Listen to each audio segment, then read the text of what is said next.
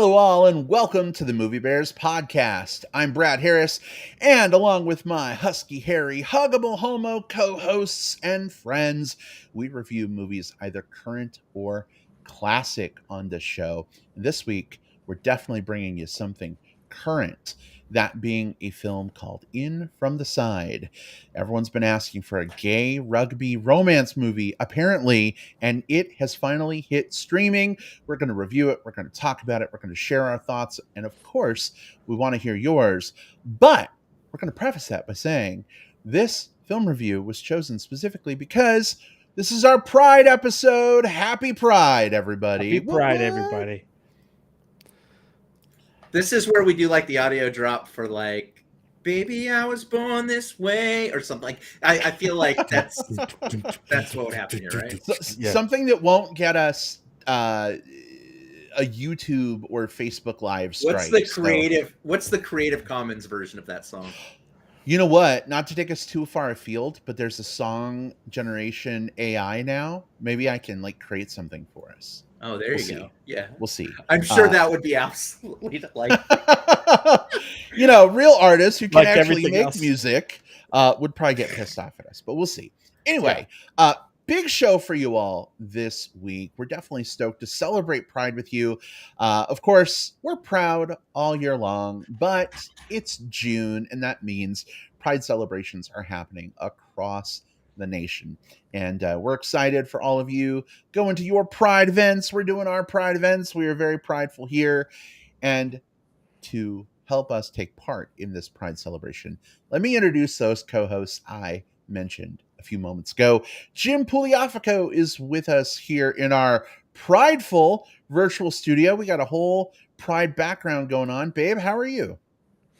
I'm doing great. I'm enjoying Pride Month very much, even though it's kind of almost at a close pretty soon. I was just looking at the calendar for work, and July 4th is right around the corner, next week. I don't believe it.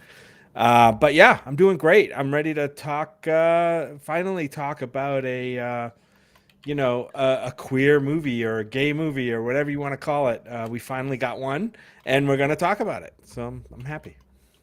Well, definitely happy you're here to be part of all of that goodness. Also excited to have William Lindis here with us as well. Will, how are you? Hey, doing great. Happy Pride, Brad, Jim. Happy Pride to everyone that's listening now, later, online, whenever, right? I am really excited about Pride as an entire entity, right? Pride is this remembrance of all of the different people and things that have come to get us to where we are now, a celebration of what we are now and who we are and who we love and who we choose to spend our lives with. And it's also determination for the things that we still need to do going to the future. It's hard right now. This has been a hard Pride, I'll say that much. It's been a lot of pretty unfortunate and harrowing things happening in especially United States politics is what I'll focus on. I live in Texas. Some pretty shitty stuff happening here and plenty of other states too. So this Pride, I'm choosing to not just celebrate, but also to double down on my efforts to help protect the people that need it. Trans communities, especially in targets right now, and we have to do whatever we can to protect them. Mm-hmm. Agreed. I know this is a movie podcast. Rhetoric. Listen. It's a platform, right? We want to do our part for our community and our folks who are struggling, our folks who are doing well. We want to be there for any and all. Yes, we have a movie focus, but we're part of the greater community, and we're happy to help celebrate and be part of the fights. They never end, but you know what? If they ended, we'd be complacent. Maybe I'd be happy if the fights were just not as hard. That would be great. But we're going to celebrate the wins that we can. And as part of that, queer cinema continuing to take off every year. More and more queer content is coming out. We reviewed some as part of our South by Southwest coverage. Will, I know that you've done some work in the past with Aglif. We're a big proponent of queer cinema on this show for obvious reasons. And we've got a queer film to review this week as part of our ongoing and bigger Pride discussion. Jim, Will, does gay rugby get your hearts pumping? It sure does. I don't know. There's a lot of different ways that we could tackle this one, but I don't have the rest of that sentence. That's the pun. Tackle. We'll have a ball doing it. Yeah. We could Come on, Jim. We could do this one straight on, or we could maybe come in from the side. Yeah, or in from the rear, wherever. Oh goodness. Oh goodness. All right. Well, listen, we are going to talk obviously about Pride throughout this episode. It's kind of a bit of a frame for our movie review. Some of our discussions may kind of involve things like being able to come out of the closet or be open about who you are, or, be your true authentic self. Certainly some of those elements may be part of this movie discussion, but we'll say this up front. We're going to be reviewing In From the Side completely spoiler free for the first probably 10 minutes or so. We're going to save the bulk of the time for our spoiler section. But if you haven't seen In From the Side and you're kind of curious about it, maybe gay rugby is your thing, maybe you just want to see hot dudes macking on hot dudes, whatever, that is perfectly fine. Feel free to hang out with us and we'll give you our initial thoughts, whether we think it's worth checking out before we give that very explicit spoiler warning and open things up to, destroying virginal innocence, right? So hang As out we're with wont us. to do. Here we go. Our discussion of In From the Side.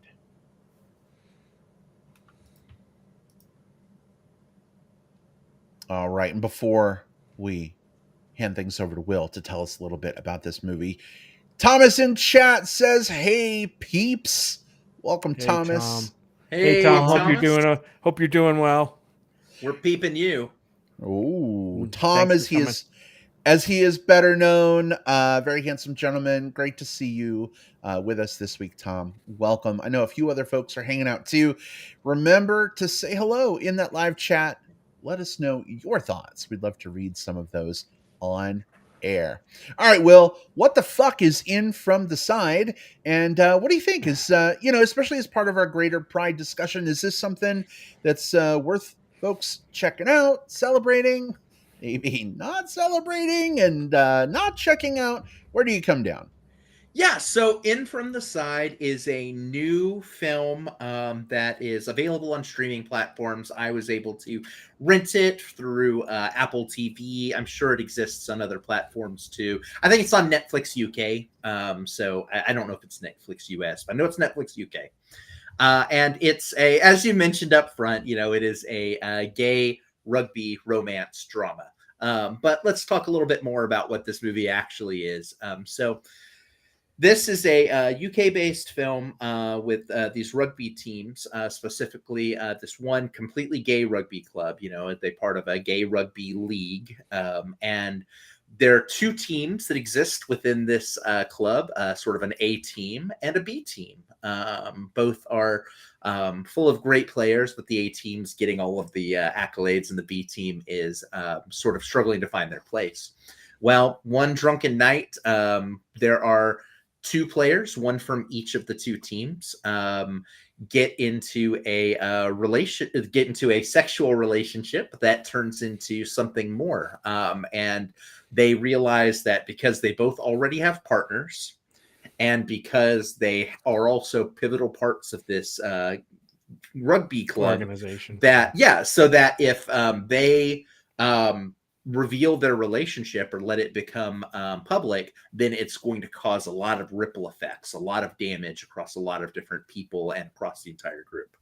So one of the things that's refreshing about this movie is in doing a lot of you mentioned up front that I did some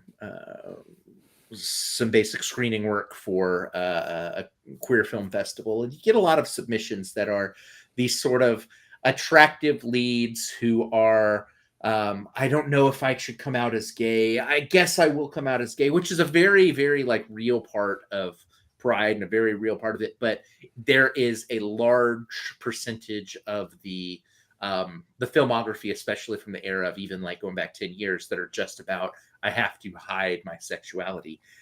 What was refreshing about this movie is that this was not on the table at all.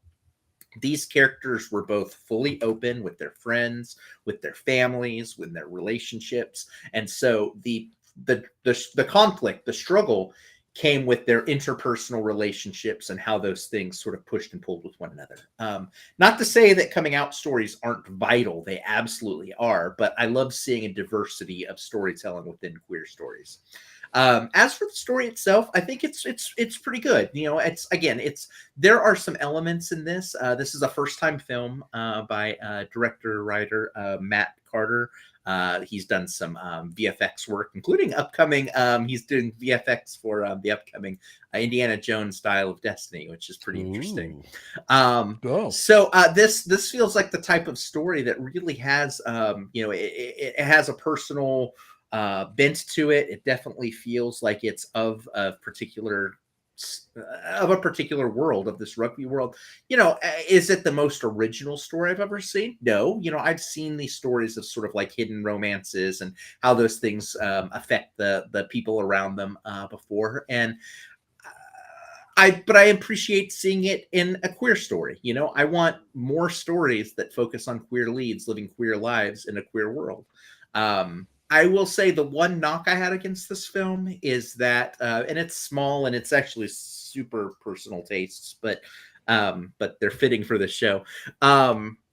There are a lot of there's a very specific kind of beefy look that comes with the rugby players, and while those body types do appear in this film, probably more so than a lot of queer movies, and I think that's to be celebrated.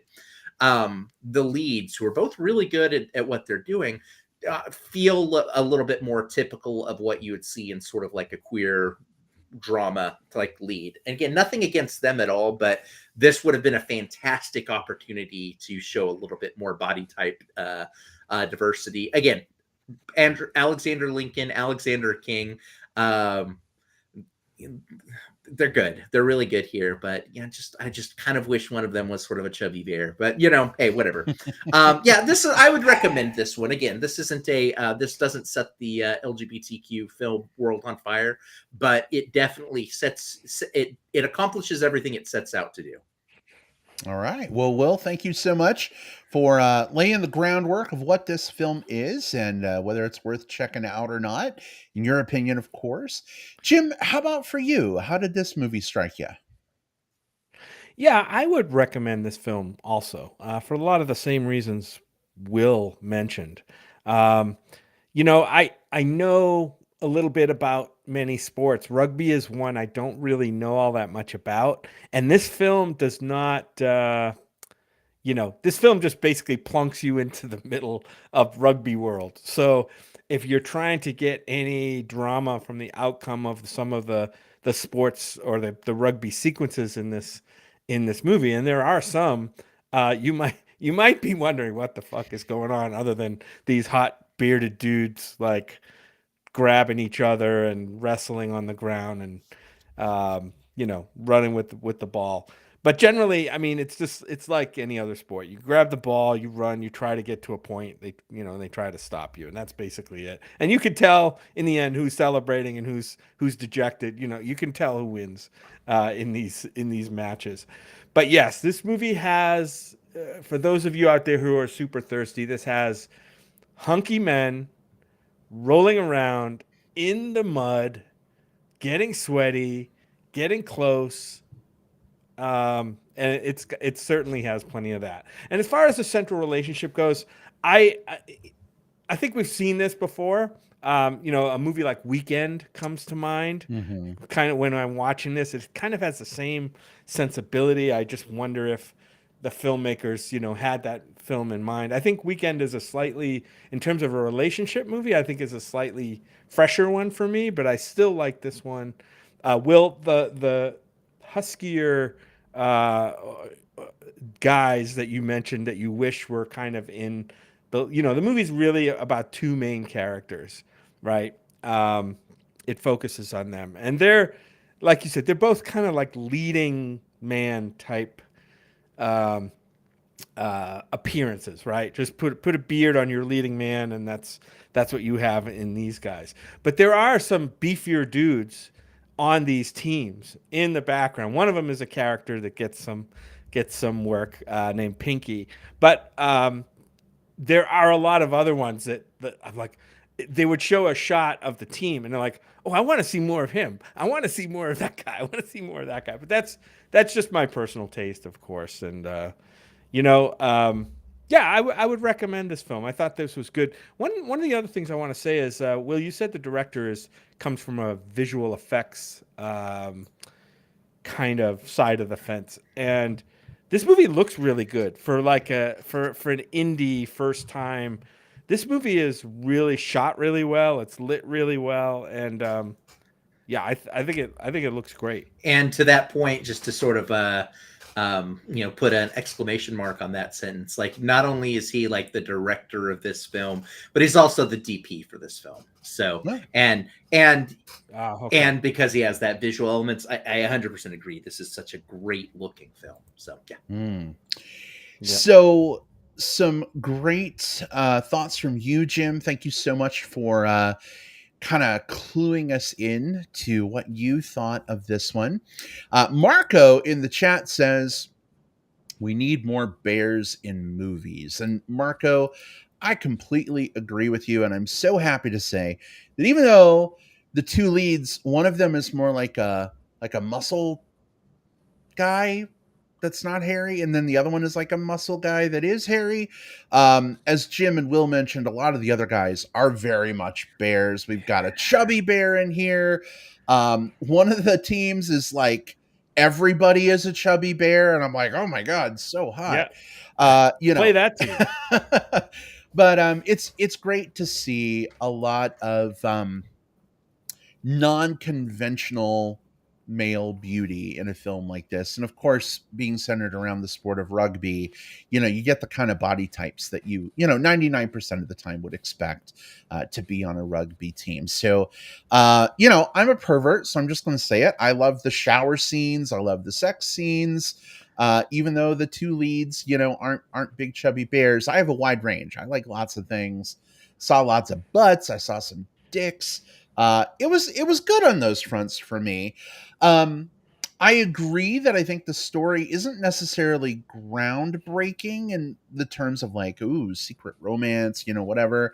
But it was really interesting, I think, to see sort of the navigation of like open relationships versus like not open relationships. Jim, you've been replaced by a cat on my screen. Fine. It was interesting to kind of explore some of the wrinkles, I think, that non-traditional relationships, as are very common in the gay community, can sometimes present, right? And figuring out how you weave in and out and through things, especially with these two characters, is kind of fascinating. Without going into spoilers, I think I was very anxious and tense about things until other things inevitably happened, and then everything kind of broke apart, and the movie took me on an emotional roller coaster ride. And for me, that's the signal of a good movie. So I think this one is absolutely worth checking out. The only knock that I have against the movie would be that it would be nice to see a little more like diversity in the casting. It's mainly a bunch of white dudes playing rugby. And there's more than just white dudes who play rugby. So like, let's, Yeah. It's a So it's a Caucasian sausage fest. it kind of is. It kind of is. But In From the Side, absolutely worth checking out. Initially, it was on Amazon Prime, but it's great to see it now expanding to the Apple services, Netflix in the UK. Netflix US is getting it at some point. We just don't have a release date for it yet, but it's becoming more and more accessible. So to help you celebrate Pride this year, if you're looking for some queer cinema to check out and help you do that, I think this is a good one for it. I think that you hit the nail on the head on one thing that was was also refreshing about this movie, and that's the portrayal of the types of relationships that exist within this film, and the way that someone can be seen as either faithful or unfaithful or whatever that is. And in a lot of queer circles, and I don't want to paint with a very, very broad brush, but compared to a lot of straight circles, those definitions can vary quite a bit, right? When you talk about polyamory, when you talk about open relationships, when you talk about people who are like maybe closed but have a closed within a polycule or what have you, right? There's a lot of different ways that you can say, like, well, what is being faithful, what is not? And this film, I think, handled it better than a lot of films that I think tend to almost become a little bit more heteronormative in their way of dealing with polyamory. I think this film didn't really fall into those traps, and I appreciated that. Absolutely. Yeah, and I it will be interesting to see how friends of ours and you guys on the show felt about the relationship and the dynamics that were going on, and kind of where I could see people having people coming at this in different ways and having different views of what's wrong or what's right in the relationships as they're presented. And I think the movie does kind of want the audience to explore that, right? Mm-hmm. Who's in the right? Who's in the wrong? Are we rooting? Who are we rooting for? Not in the rugby match, but who are we rooting for in the relationships here? Are we rooting for the forbidden romance? Are we rooting against the forbidden romance? Mm-hmm. There's a lot to unpack. Or do we just want to see some rooting? Right? Just rooting, hard rooting. Yeah. Rooting? Yeah, I do think that that's one of the more interesting elements of the film, and I don't know if we're getting too close to segue territory, Brad. But I feel like I'd love to explore. That's what I do. Yeah, I'd love for us to explore kind of like the moral implications, but I think we have to do that on the other side of the pause. Yep. I think so too. So if this movie is in from the side, maybe we need to come in from the rear in order to have this discussion in our spoiler section. But before we do, Jesse is in the chat. Hey, Jesse. Jesse says, hi, Bears. Hey, Jesse. Good to see you on the show, Jesse. We know Jesse from some events that we've been to. Always fun to run into him. Good to see you. Yeah, the county fairs. And Yeah, stuff like exactly. Yeah. Where they have like the butter cow and like the goat exhibitions. Rugby matches. Yeah, no. When you guys go for sprints, or I guess runs. Yeah. Right, for sure, of course. All right, well, listen, spritz. We are going to go ahead and open things up to spoilers for In From the Side. If you haven't seen the film yet, and not a lot of people have, not a lot of people even know about it, hence one of the reasons we're talking about it on the show this week is part of our Pride celebration of queer cinema. Feel free to leave for like 15 minutes, 20 minutes, and then come on back for our plug section at the end if you're listening live, or if you're listening through the magic of digital tape delay on Apple Podcasts, Spotify, etc. Jim will have, by the time this episode is up, put together a time index with linked anchors, so you can like skip right to the plug section, then watch In From the Side, come on back and listen to the spoiler section, which will also be linked. Jim, that's a lot of work, babe, but really appreciate you doing that for everybody to easily navigate. Don't mention it. All right, well, here we go. Spoilers for In From the Side are officially fair game. You can tell because if you're watching the video, there's a little ticker at the bottom warning you right now. Will, did you want to start with some of the implications you were sort of sideways referencing? Absolutely. And I think to do that, we really have to set the context for what both of the players in question here are butting up against, right? So we have one of the guys. This is Warren, played by Alexander King. He's from the A Squad, and he's in a closed monogamous relationship with another player on the A Squad. So they are not allowed to have any form of like sexual or romantic relationships outside of their relationship. Um, Mark, who played by Alexander Lincoln, who is on the B Squad, he is in a relationship with someone who's not a rugby player, and his relationship is open but with rules, and so they're allowed to have sexual relationships outside of their romantic relationship, but they have some rules in place, such as no repeat visits, and I basically feel things around like the don't catch feelings side of things, you know.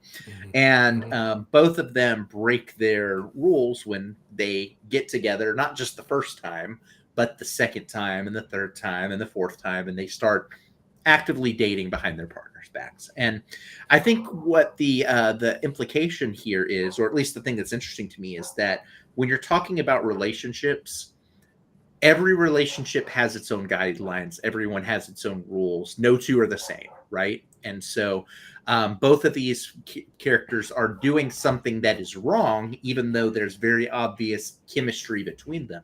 And we're left as an audience to sort of explore, like, well, should they just ditch their other relationships and be in this? Should their other partners be more understanding? Should they be should they, you know, suffer the consequences for what they're doing and have to kind of pull away from each other? And we'll talk maybe here in a moment about kind of what the film falls down on, but I just wanted to really flag that I think that that was a really interesting way to do it, because it never presented open relationship good or bad, closed relationship good or bad. It was more along the lines of, when you act outside of the bonds and the trust within a relationship, that's what can be considered bad. And I thought that was a more respectful way of handling what I've seen be a lot more dicey in other films. Yeah, and I thought that the way that the movie portrayed how each of the two main characters, the different way that they approached what they were doing, you know, in their main relationship, right, with their partner. One of them, Warren, um, didn't seem to have much of a guilt or conscience about what he was doing in the relationship with Mark, right? I mean, he yes, he knew he had a relationship with his partner. He knew he was breaking his rules, but it didn't seem to bother him as much as it bothered Mark to be kind of going against the rules of his relationship. He seemed to be racked with guilt the whole time, to a point where it made the character sort of resent Warren, right, for being able to be in this relationship without any of those without any of those outward signs of you know, pressure or stress or bad feelings or whatever. And it was almost like unfair to put all those, to have Mark be the one carrying all those bad feelings about what they were doing, versus Warren. And I thought that was kind of interesting, an interesting dynamic that they threw in there. Yeah, I completely agree. And I think to even take it to another level, watching the utterly bad decisions that these characters make throughout the course of their secret relationship just adds additional layers of complexity to that, right? Especially some of the like guilt and feelings that Mark is carrying. At first I was like, this is fucking stupid. People wouldn't do this. And then I'm like, wait a second. No, this is exactly the kind of shit that people probably do every day. Like, there's a part in the movie where Mark's partner, because apparently, I don't know, there's some kind of family issue. Mark doesn't get along with them or whatever. Mark's partner, Richard, goes to see his family for the holiday without Mark. He leaves Mark at home. And somehow Warren's partner also ends up doing something else during the holidays. So what do? Mark invites Warren to come with him to his parents' ski lodge for the holiday week and have a skiing weekend, complete with having sex in his parents' hot tub, making out in front of his parents, having discussions with his parents about how good a man Warren is versus Richard. And, it's just like, what the fuck? Weird, right? And the whole time I'm expecting Richard to like show up, like it's some kind of Lifetime movie. He's gonna be like, hey, I couldn't be without you, and I came here to surprise you. The movie did win me over by not having that happen. That would have been the stereotypical thing to happen. Instead, they have this wonderful, amazing trip, but when they get back to the real world, well, now they're fucking in love. They've admitted that to each other, and now they're trying to navigate what the fuck do we do with our partners, as a result of this. Mark's partner is very financially well off. He provides the apartment and the accoutrement that Mark enjoys in his lifestyle. If he breaks up with Richard, he's not going to have that, right? Warren's boyfriend is part of the A team. They play rugby together, both with that team. Brad, he's dating Mr. T? Yeah, I know, right? I pity the fool who cheats on his partner when they're both on the same rugby team.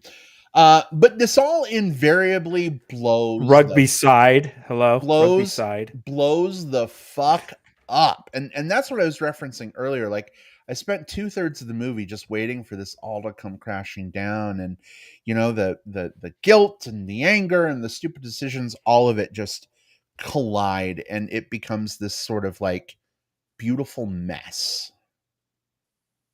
I think that's absolutely right. Like, we had the same thing in our household. We actually paused the movie during the Christmas holiday scene to talk about, like, this is like a monumentally bad idea, right? Like, from the context of like the characters like not wanting to get caught, right? Because like our thought process was like, well, what happens next holiday, assuming that like, you don't resolve this between now and then, and you bring Richard there and your parents are just like, it was so nice when Warren was here. Where's that other guy? And, so, but at the same time, I mean, I think, listen, we're gay people. We're gay people and we have gay friends, and all of us have at least that one messy gay friend who we think about like the boneheaded things that they pulled while either like in a new relationship or while trying to pull some tail. And you think about those and you're thinking like, okay, yeah, I could totally see how the things that would happen in this movie would happen. If anything, the ones that you've heard of in real life would end up much messier and with like less of a bow on them than this did. Right. Well, this movie doesn't really end up with a bow on everything, right? I mean, this movie, things do get messy at the end, right? For certainly for the main two characters. I'm trying to remember if they're both going to be okay in their primary relationships going forward or not. But certainly, in terms of them continuing, it's not happening. It's not a bow for them as a relationship, but all of the threads and all of the people, I get the feeling that either now or with some time, everyone is going to be okay at the end of this movie. Could be repaired. Regardless of what that means. If okay means I never see you again, but we're going to be doing this, or I'm going to focus more on this, or I'm going to be doing that. I feel like everyone comes to a level of comfort and understanding with kind of at least where they are, in a way that like what I didn't see in this was Mark sitting around like looking at Facebook with his friends going just like, look at this motherfucker right here, I'm gonna send him something, or like a drunken like like I'm gonna call him and see if he comes over. Maybe those things happen later, but one thing I appreciated but also drove me crazy about this movie too is the use of technology as part of their secret fling.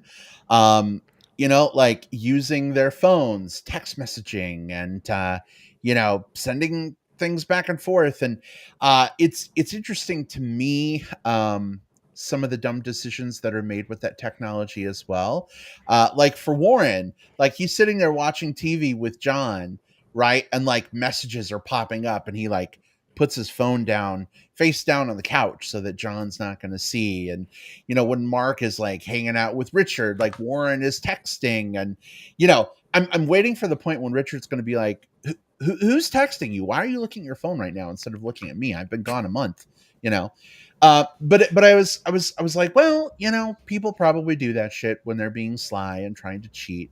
But like the pinnacle of it was at this point where everything comes crashing down. Mark is at a party. A couple of jealous teammates are causing trouble, and they want to put some music on or something. And Mark just offers his fucking phone to the guy, and he's like, "Oh, here you go." Right at the moment where like Warren sends a message, and he's like, "I wish we were still at your parents' house, fucking our brains out." And then the guy like sees it, immediately like tells another friend who tells another friend, and then fisticuffs break out. And this is why I don't hand my phone to people unless it's like Jim, or like, I don't know, I'm able to put so much strict control on it, like putting it in airplane mode before I hand it to somebody, because shit's gonna come in that they shouldn't see. Can I tell you the most bizarre thing that's ever happened to me at Disney World with friends is I went with like some of my straight friends where we were there for BlizzCon. We went to Disney, and we're standing in line for Space Mountain. And at one point, one of my friends just says like, "Oh yeah, I've got some pictures of that," and just hands me my phone and says, "You can see them in there." And I have never known a single one of my gay friends who doesn't say, "Okay, here is exactly Here's one the photo that you're allowed to see. Don't scroll left, don't scroll right." It's interesting. Like, it's definitely one of those examples of we live in the same world, but also we kind of live in different worlds. Mm-hmm. We do, yeah. Because usually the straight person's phone, like if you scroll left or right, you're just going to find baby pictures, dog pictures. That's all you're going to find. And here you'll see dog pictures, but you'll also see hog pictures. Yeah, and puppy pictures, but like, hairy men in hoods, pup hoods. Yeah. I mean, listen, my phone is full of dicks and hairy chests and big slices of cake, and every other picture is fucking not safe for work. So like, if I'm going to show someone a picture, I just very strategically like hold on to the phone and let them look at it from a few inches away. And if they start to reach to swipe, I'm like, nope. Yeah, pull that. Yeah. Or if you swiping at your own risk. If you see what you see, then you deserve to see it.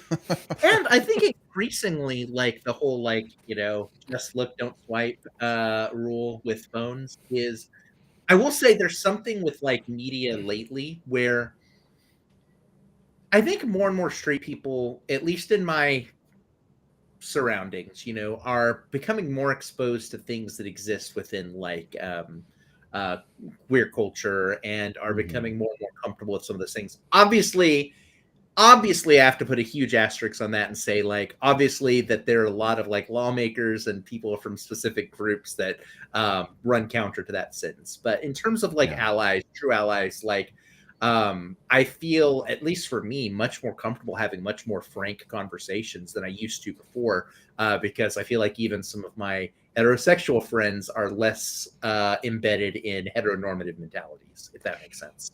Well, I'll tell you what. I have been talking to some straight friends recently, and I'm not going to name names or anything, but they're people that I have known for a while. Yeah. And I admitted to some of them recently that I am in an open relationship. And they were like, "Oh my God, we're swingers." And I'm like, "Cool, awesome. You're more progressive than I thought you were."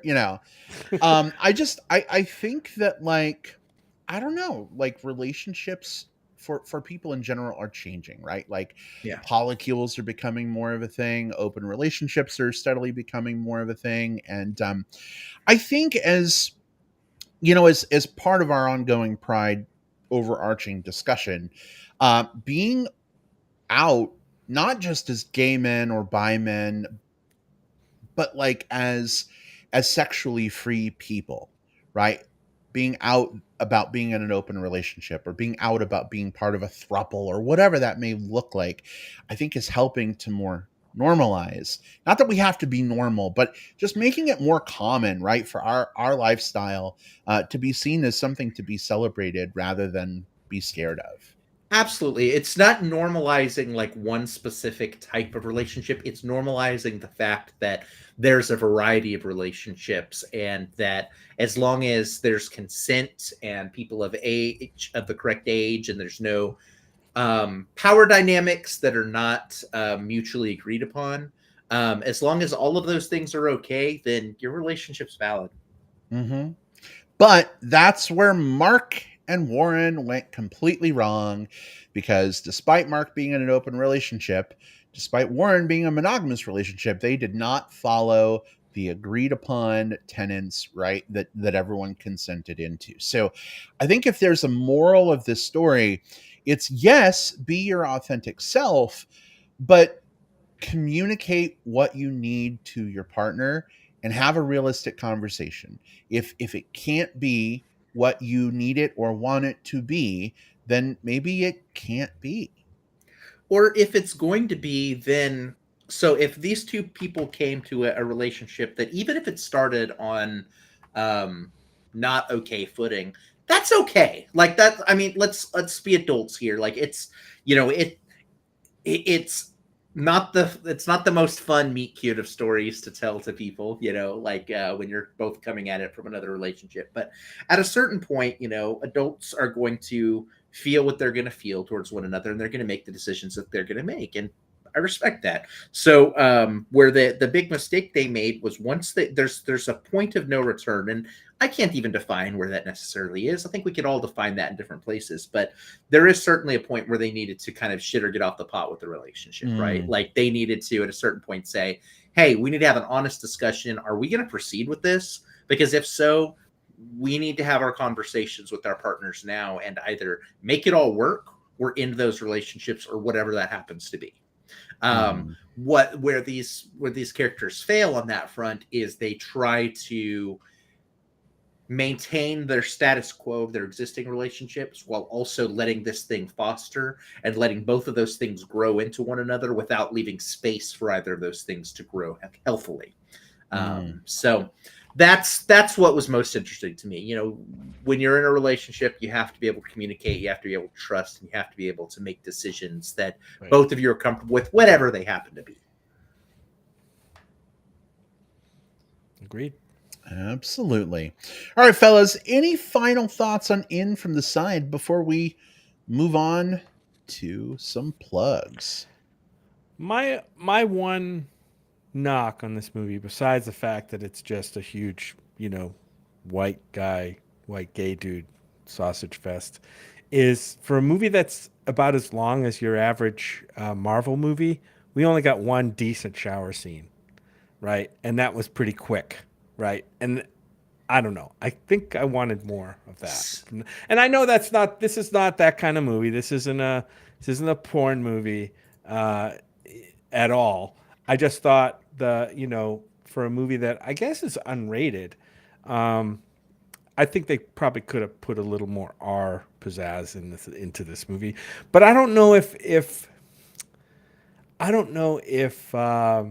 even independent movies sometimes are afraid to put like full on gay sex or sexual situations into movies for fear of alienating whatever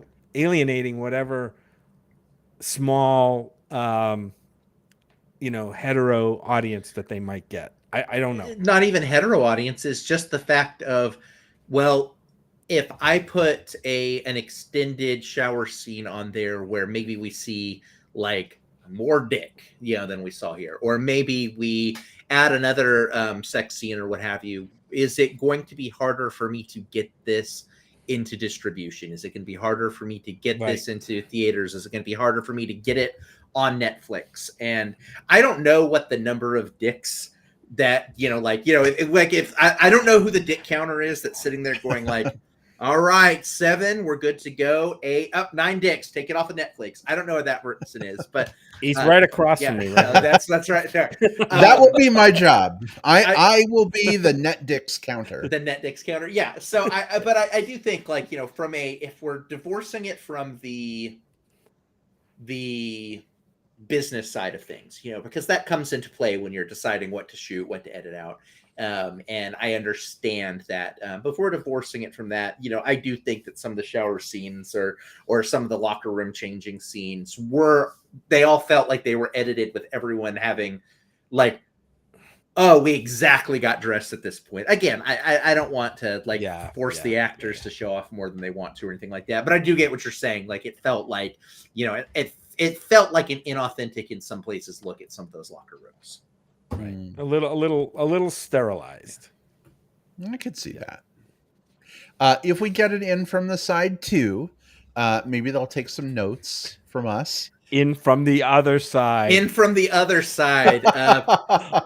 Pinky's Day Out. There you go. I love it. I would love a movie centered around Pinky and his. That's one of those rare franchises where the sequel outshines the original. Yeah.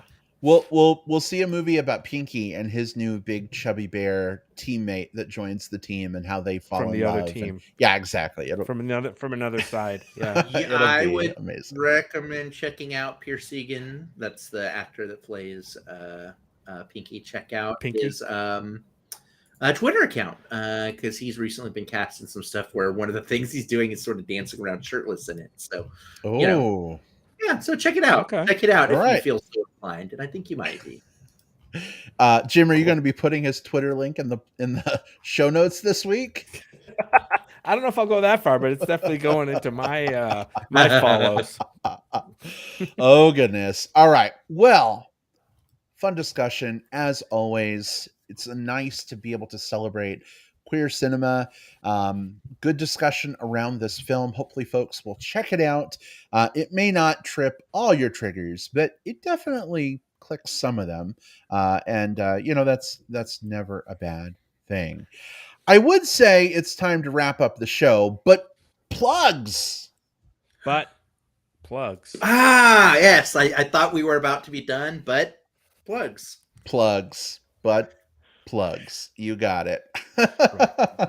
All right. So this is the part of the show where we put things on your radar that we love and we think you might love too. So Jim, what is your butt plug for this week? Oh, okay. Mine, I had to pivot this week. I had something all set. It was a TV show that's out called Silo, and maybe we can talk about that another time, but we're just getting into that. Only 2 episodes in, a little bit early to maybe give an honest impression of it. But today, I stumbled across this movie from 2021 called Wildhood. Like childhood except wildhood, and it's about I'll read the IMDb summary. It's 2 brothers. One of them I think is like graduated from high school, and the other one's much younger, like I don't know, middle school age or whatever. They are high school. They embark on a journey to find their birth mother after their abusive dad has lied for years about her whereabouts. Along the way, they reconnect with their indigenous heritage and make a new friend. I'm actually like 2/3 of the way through this movie today before we had to get on the podcast. So I'm looking forward to finishing it off. But so far, I've really enjoyed it. It's one of these indie kind of. It's definitely queer coming of age movie, but also part road movie. If you like, road movies, a movie about indigenous people and young people especially and their heritage. We've got Michael Grey Eyes in this. If you know anything about indigenous actors, you probably know who Michael Grey Eyes is. He's been in a lot of cool stuff. I'm really digging it. It's on Hulu and it's called Wildhood. Check it out. I think it's worth a watch.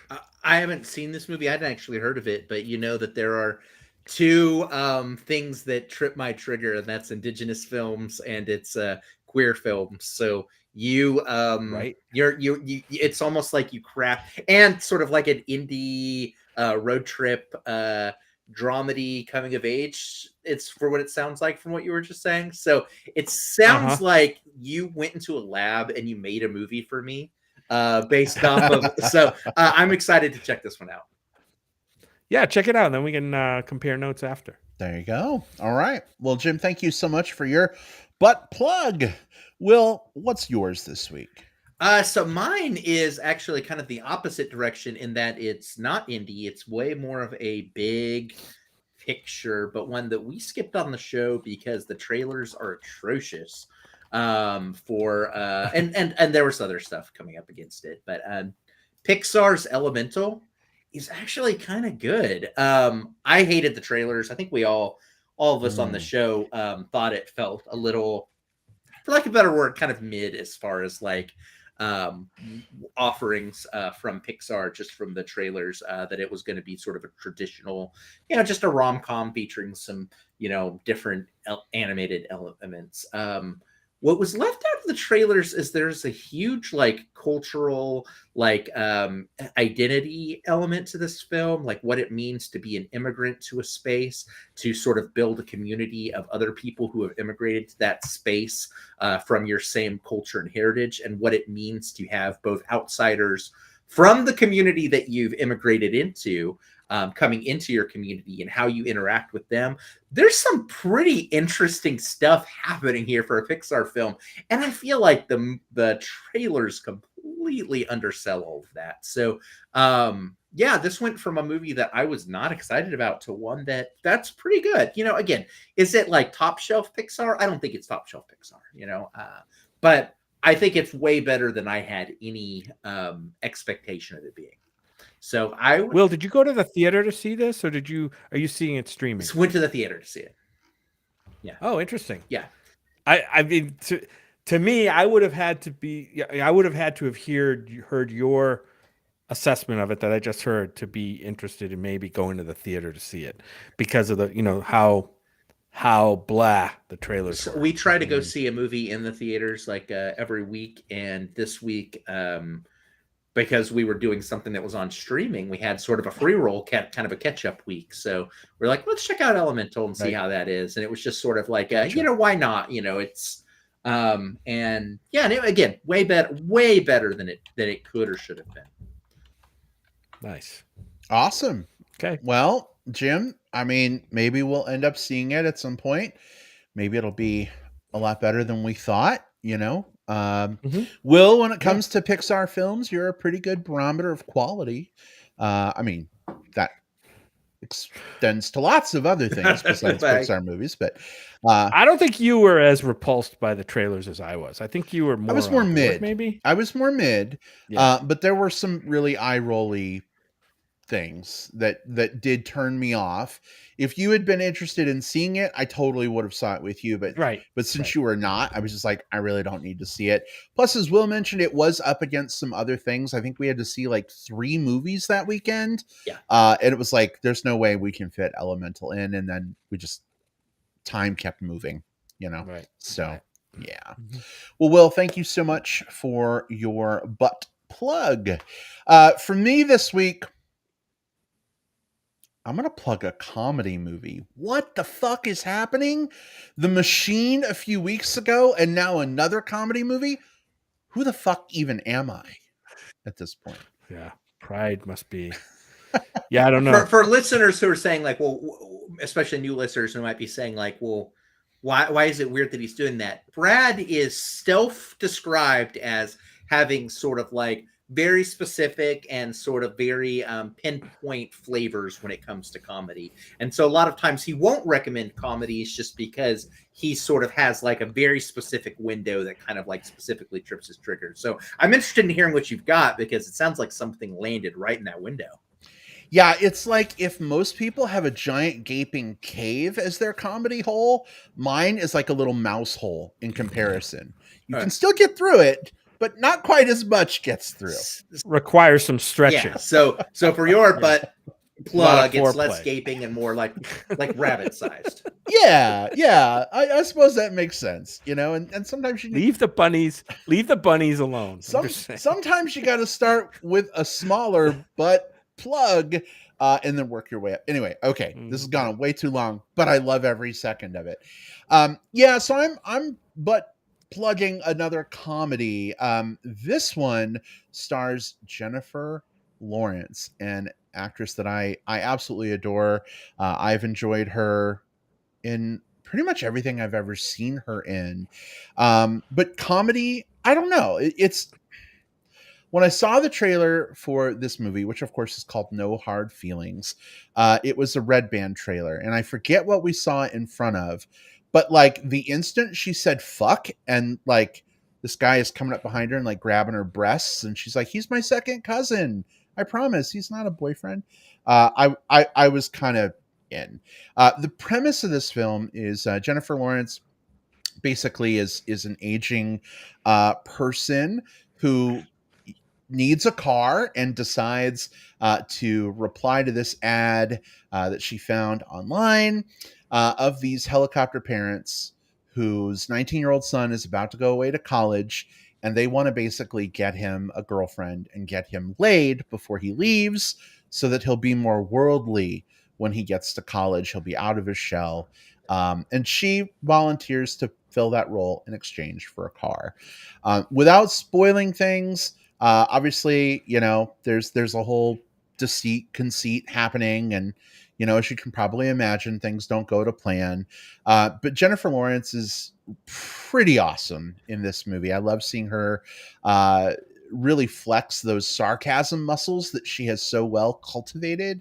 Andrew Barth Feldman, who I wasn't familiar with before this film, but now I am, I think did a really great job as the impressionable young man. He is 19, so he's of age, who is kind of struggling, you know, with being in his own head and his parents being sort of too helicoptery. Some really fun things happen in this film that I enjoyed quite a lot. But other thing I want to call out is that Natalie Morales is in this movie. And if that name sounds familiar, it's because she played in Language Lessons with Mark Duplass a few years ago, which was one of my favorite fucking movies from South by Southwest that year. She's just fucking phenomenal, and I'm so happy to see her pop up in something else. This movie also has Matthew Broderick in it. He was fine, I guess.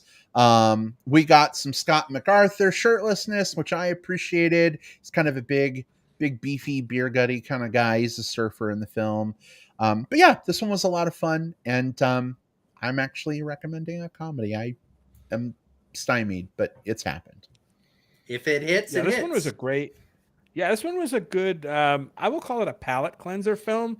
We've seen a lot of big blockbustery, heavy stuff lately, right? And this one, to me, felt like a throwback to those movies, you know, those summer comedy romances, like farce type movies. Think of what was that movie called? Was it called The Way Back or The Way The Way Back or Back? something? Yeah. The Way Back, like, you know, the kid, you know, the teenage, you know, thing. You know, put this movie back in the 80s and 90s, and it's perfect. Bring it out now, and it does raise some eyebrows. I'm just gonna say that. Just the whole premise of like parents, you know, setting their son up to get laid, you know, all that stuff. I think that's gotten some interesting takes. Mm-hmm. Very true. But it's in theaters right now. But I enjoyed it.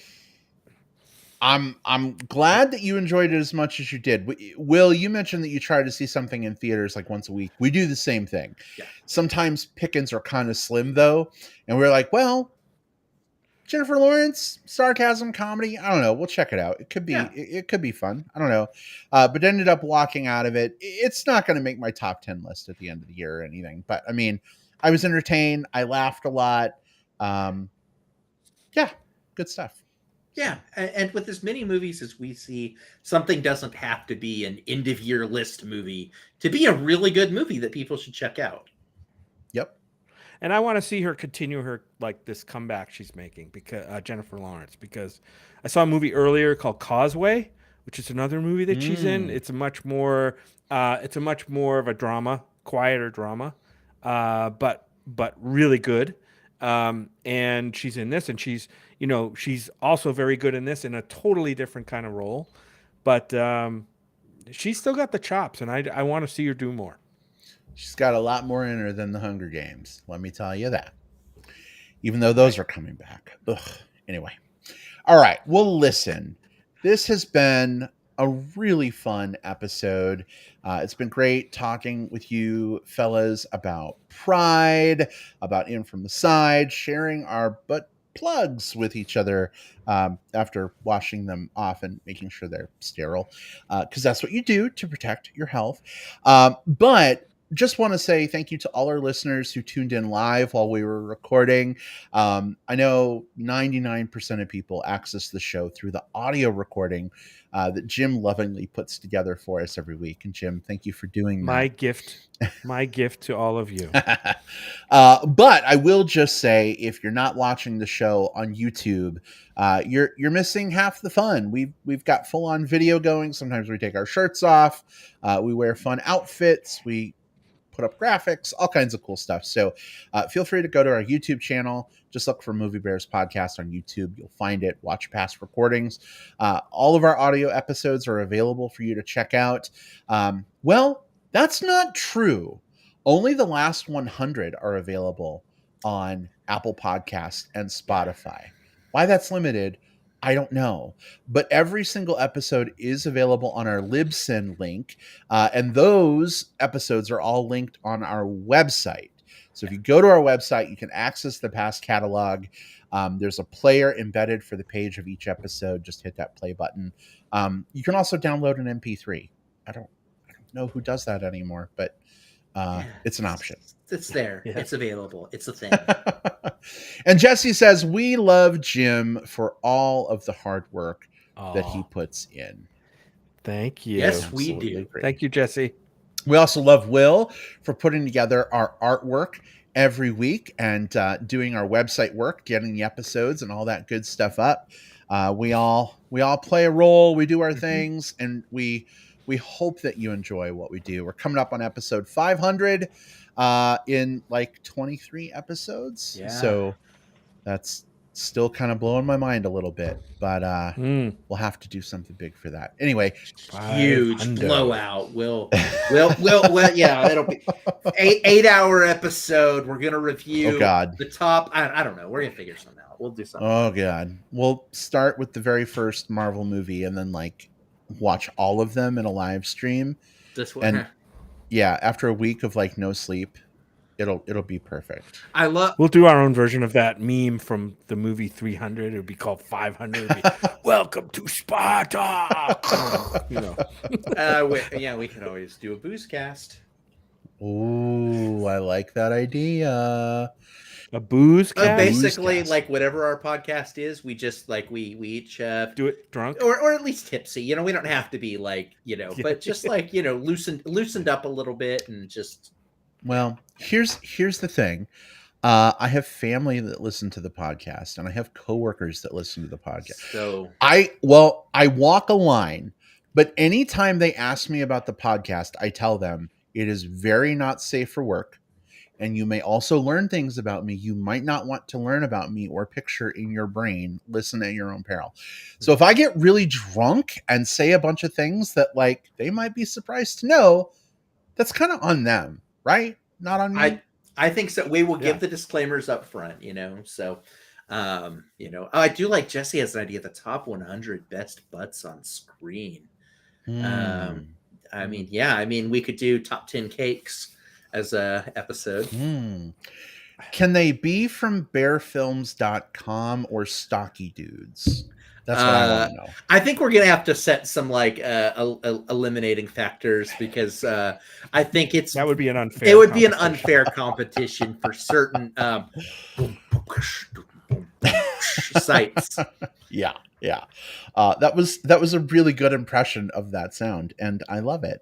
All right, listen, in case people want to chat with us between now and our next episode, which is going to be a review of Indiana Jones and the Dial of Destiny, Jim, where can people find and chat with you online? I am on Twitter at JJPOutWest. That's my handle out there. My initials, JJP, and the words Out West all together. I'm also on Letterboxd, where you can see all my ratings of all the movies so far this year under the same handle at JJP Out West. And you can find me on Facebook under my name, Jim Pugliafico. I don't think there's too many of us on there. All right. Might be the only one. I don't know. Thanks, babe. Awesome. Will, how about you? How can people connect with you? Yeah, so social media, you can look on Twitter, on Instagram for whatever that's worth at whatever cove. I'm on Facebook. That's probably the social media site that I use the most. Just look for William Lindis and look for the one that looks like me, because you're watching this on video as well, so you know what I look like. And if you're not, you can come find us on YouTube. But you can also look for at the Movie Bear on TikTok and on Letterboxd.